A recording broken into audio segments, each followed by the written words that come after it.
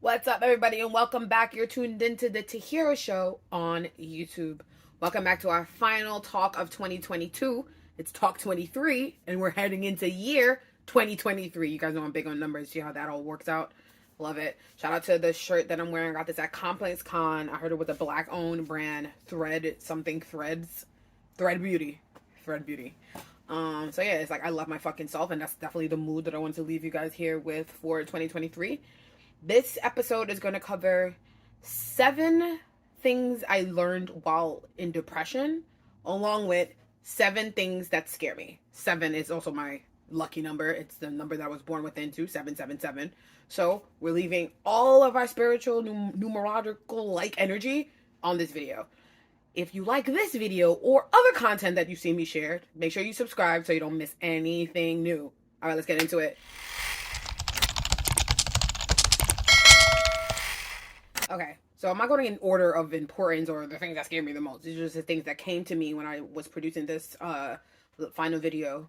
7 is my health, right? So it doesn't scare me as far as I know I can find research and stuff. What I experience the most is being a Black person in a United States-based medical society system that doesn't really do research on people who are specific to me. Mental health, for an example, is very much linked, anxiety is very much linked to iron, anemia, which I have. I had to talk to multiple different Black doctors to figure that part out, you know? So when it comes to getting pregnant or just falling sick, the first thing I think about is like, well, are these people smart enough to like figure out what's wrong with me, people like me? Someone like Tahyira, someone who's West Indian and you're born in first generation in America and you don't have mad, you know what I mean? They don't even know. And a lot of people are just losing their life in childbirth, for example. It's not something that so it's something that's a real fear. My triggers from fear is education. Something scares me, I go learn about it. So I'm learning about it. I documented actually me getting a blood test 2 Saturdays ago. And I'm talking about that, preparing myself to be a mother and da-da-da-da. So you can go check it out. It's on a reel on my story. So I'm pursuing a pretty ambitious career. I don't want to become too successful before I'm ready to be there, right? You don't ever want to go viral for something and now I blow up and I'm like enter environments where I'm just not ready to be in and now I'm just out here looking, as we say in Brooklyn, fucking dumb. Like I'm just looking dumb. So that's a major fear because some days I'm like, and I struggle back and forth because it's like, oh, reshoot for the stars, shoot for the stars. Now you're in outer space. And I was like, but I can't even fly though. Like, you know, so pace yourself. I'm learning to pace myself, but it's a legitimate fear. Fear of becoming successful before you're ready to. The 5th thing that scares me the most is not being inspired. Burnout. Like, it's something that I experienced before. So it's like I'm an artist. I have to put out my project T Slaves. Every time I put out a project, it's like, I know I have already music for like 2 more projects, so I feel confident. But what if I don't? There are times where I go to and I'm like, well, you didn't write a song. I guess you're not an artist. It's like, fear of like burnout and not being Tahyira and not having a new idea and a thought. And I'm like, what if it's something that I think about a lot though. It's a real ass fear in my life. So I try to just live in flow, and it's like fear. Sometimes you just work on them. You don't know, you just let them out and that's it. But it is the fear that I run out of things to say. For an example. 4, fear of losing love. Like I'm married, it's like a whole different level of yourself. You put so much into that and it's so much of it that's in uncertainty and out of your control. You just like kind of sit, hold your breath and pray every day that this works out. So I think anyone who's like really married and in real love has a level of fear about it because it's like you're taking a risk every day. And the deeper you go in, tomorrow's gonna be my 5th year wedding anniversary and it's like I'm scared all the time because it's like I don't know what I'm doing. Neither does he. So yeah, loss of love, marriage, that family that I've built out of, you know what I mean? It's like 2 strangers coming together. What if one of my strangers are just even me? Like, So yeah, that's a real fear. It's number 4. Number 3, so a fear of being misunderstood. I'm outspoken, Tahyira, I'm an original, my name alone is by itself. I'm an Aquarian, I'm thought provoking, I'm a rapper, I'm outspoken, all these things. I'm educated, I like to research, I like to share the things that I learn, I like to be around people who are academically inclined. There's a big fear of me being misunderstood, mainly because I think I'm the type of person that would fight for myself. I go to bat for myself. So I would sit there and go back and forth, back and forth, back and forth, back and forth. People think it's like, oh, you want to have the last word. It's like, no, I want to make sure it's super clear that you understand what I'm trying to say. I understand what you're trying to say, but I don't feel like you understand what I'm trying to say. And it's like, you know, a lot of people tell me, like my father, my mom and dad, my husband is like, just, it's okay. You don't have, and I'm like, my clients, they're like, to hear it. It's fine. We know. And I'm like, I don't know if you know. I don't know if you know. So yeah, it's like this fear of being misunderstood, but it's like in my personality, it comes up like enigmatic, meaning you're a mystery wrapped in a riddle. You are misunderstood by default, but it's a fear. So number 2, not having enough money to survive in this way that America is. So not like it's a fear that comes and goes because I'm like, whatever, I'll just be homeless in this country. I don't care. I almost was there in California. I've experienced it before. But to number 2, also in the pandemic, it's like, I don't know, I put up a GoFundMe because I knew there were people that were going to go literally hungry because they have no income. Like, you know what I mean? They don't have IDs. They don't have none of, you know, all these immigrants, all this stuff that we're dealing with. Like, we know there's people that live below the level of what you need to even apply for aid. It's the loss of me not having to help myself so I can help others. You know, because it's like everybody knows it's the Ileana Van Zandt. Your cup runneth over. If I don't have enough of my cup, how can I help others? And my whole thing is about helping others. So it's something that I think about all the time. Well, how I kind of combat that fear. I think that's the word I was trying to find earlier. Combat the fear is by working hard.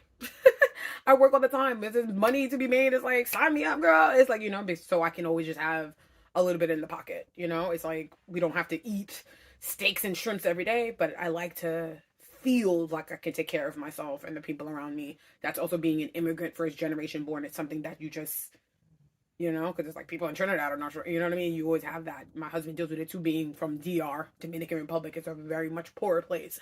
So you're conscious about money all the time and how much you have and how much you made and how much you spend and how much you saved. Ooh, bars. Bars.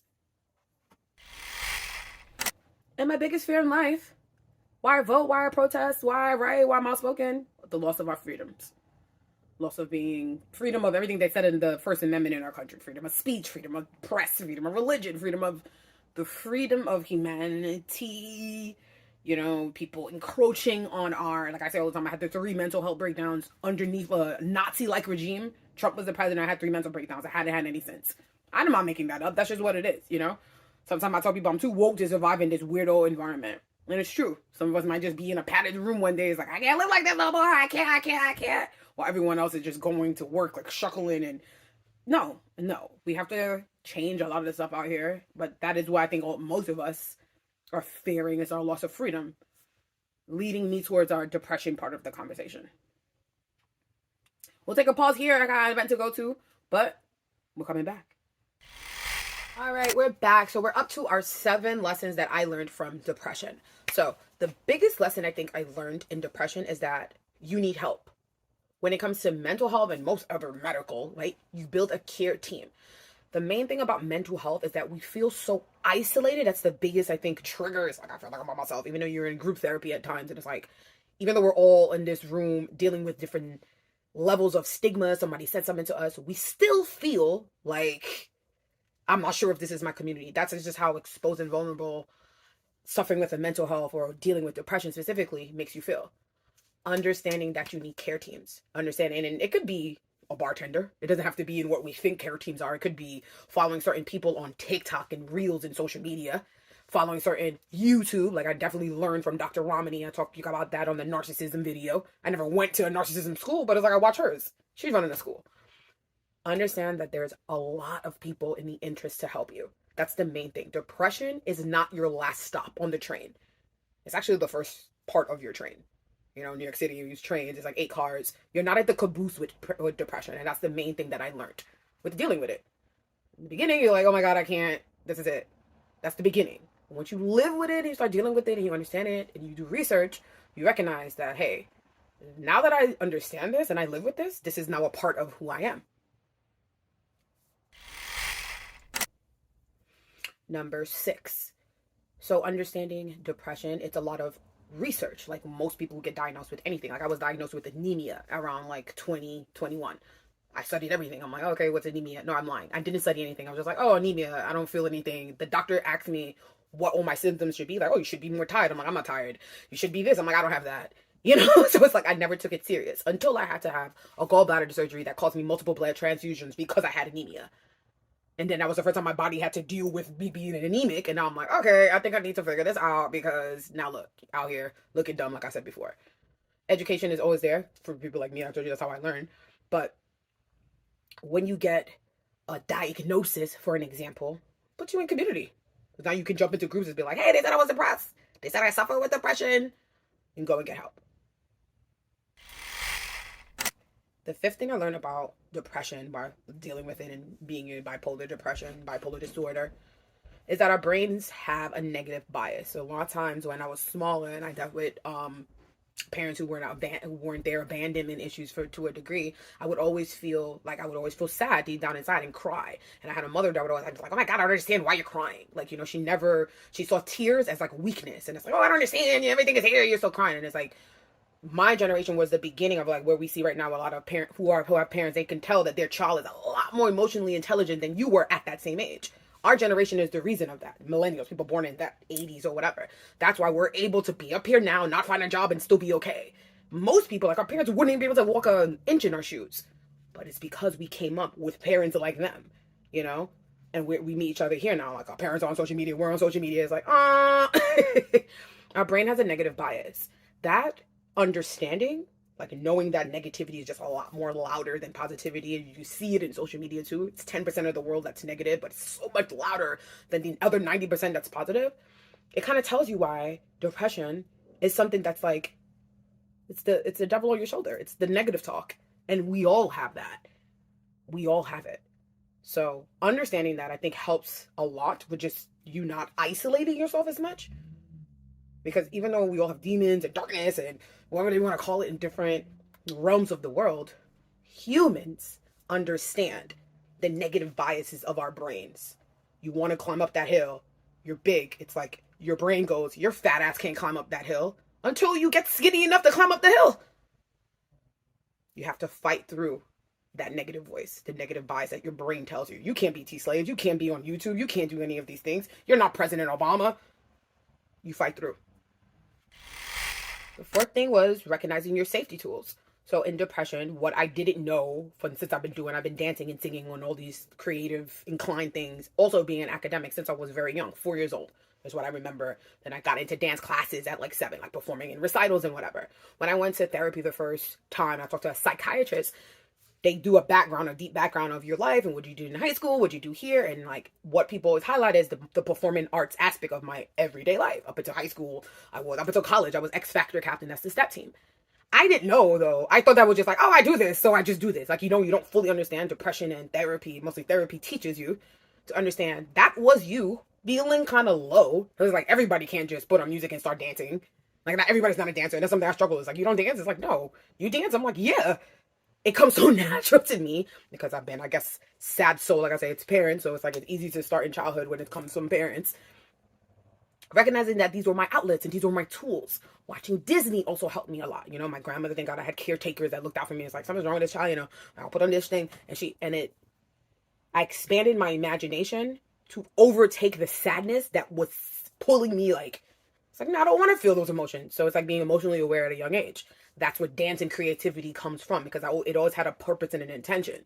Even at 4 years old, it's like, I'm singing this song for a reason. Sitting up in my room. Shout out to Brandy.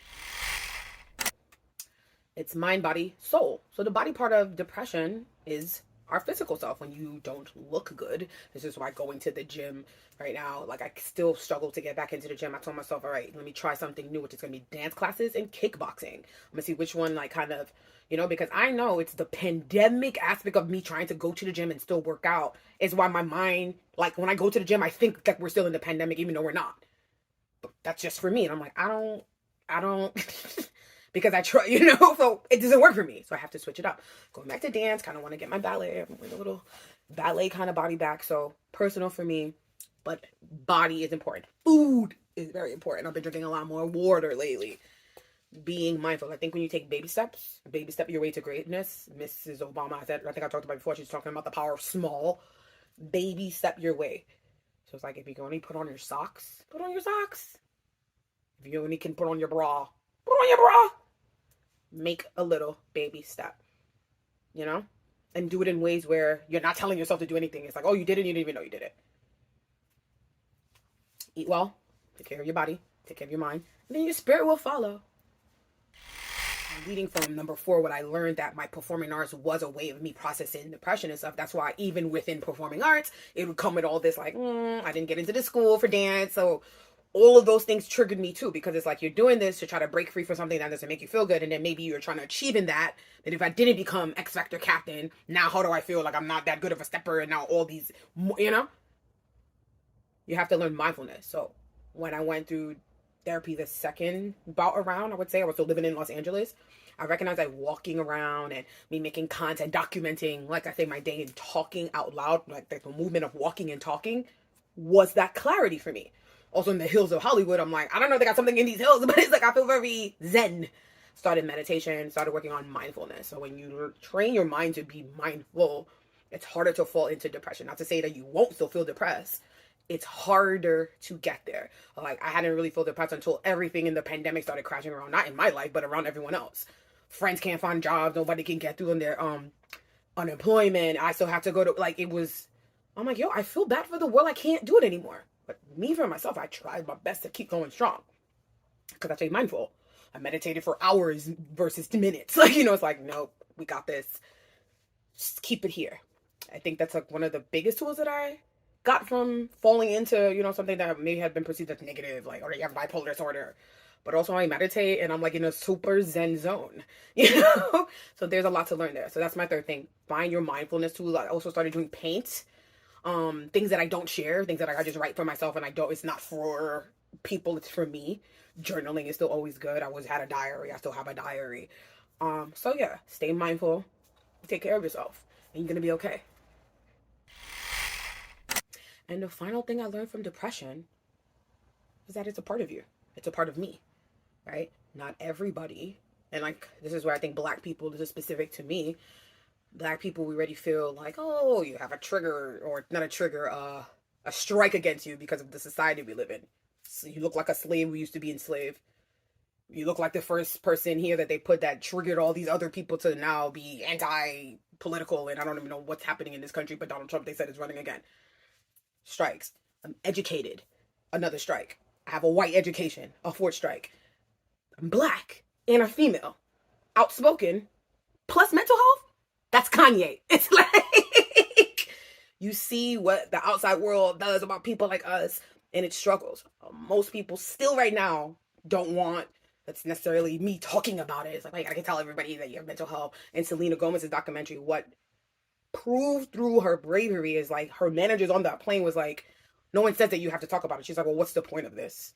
What's going to happen? Okay, maybe a director won't work with me, but why do I want to work or be around people who don't understand that I have bipolar disorder? Selena Gomez. It's a fact. The more you learn about yourself, the more you can learn to love yourself. And nobody can tell me about me. Nobody can tell you about you. Happy New Year. We made it through. Thank you guys so much for tuning in. And I'll see you next year. You're tuned into the Tahyira Show on YouTube.